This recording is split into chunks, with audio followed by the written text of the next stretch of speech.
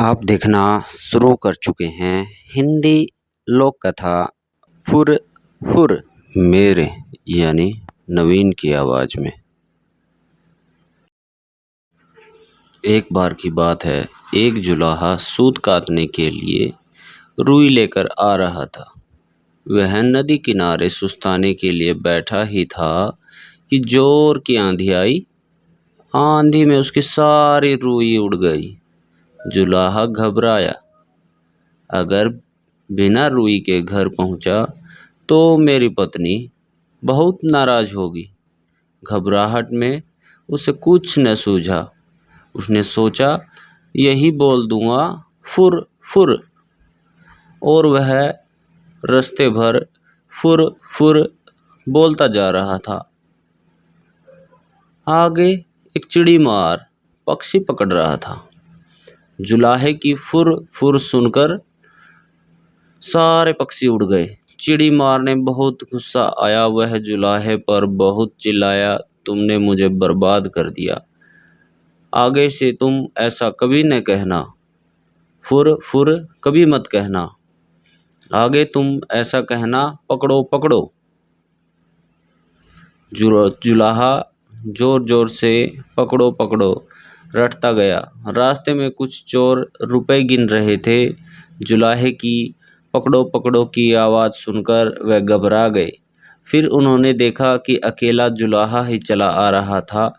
चोरों ने उसे पकड़ा और घूरते हुए कहा, यह क्या बक रहे हो? हमें मरवाने का इरादा है क्या? तुम्हें कहना चाहिए, इसको रखो, ढेरों लाए, समझो। इसको रख लो और ढेरों लाओ। बेचारा जुलाहा यही कहता हुआ आगे बढ़ गया, इसको रखो, ढेरों लाओ। जब वह शमशान के पास से गुजर रहा था तो वहां गांव वाले शवों को जला रहे थे। उस गांव में हैजा फैला हुआ था। लोगों ने जुलाहे को कहते हुए सुना, इसको रखो, ढेरों लाओ। उन्हें तब बड़ा गुस्सा आया। वे चिल्लाए, तुम्हें शर्म नहीं आती? हमारे गांव में इतना भारी दुख फैला हुआ है, हैजे की बीमारी फैली हुई है, इतने लोग मर रहे हैं और तुम कह रहे हो इसको रखो, ढेरों लाओ। तुम ऐसा बकते हो। तुम्हें कहना चाहिए, यह तो बड़े दुख की बात है। जुलाहा शर्म से पानी पानी हो गया। वह यही रटता हुआ आगे बढ़ने लगा, यह तो बड़े दुख की बात है। कुछ देर बाद एक बारात पास से गुजर रही थी। बारातियों ने उससे यह कहते हुए सुना, यह तो बड़े दुख की बात है। चूंकि बाराती तो बड़े टसन में होते ही हैं, उन्होंने बेचारे जुलाहे को पीट दिया। लाज के मारे जुलाहा कुछ बोल भी न सका।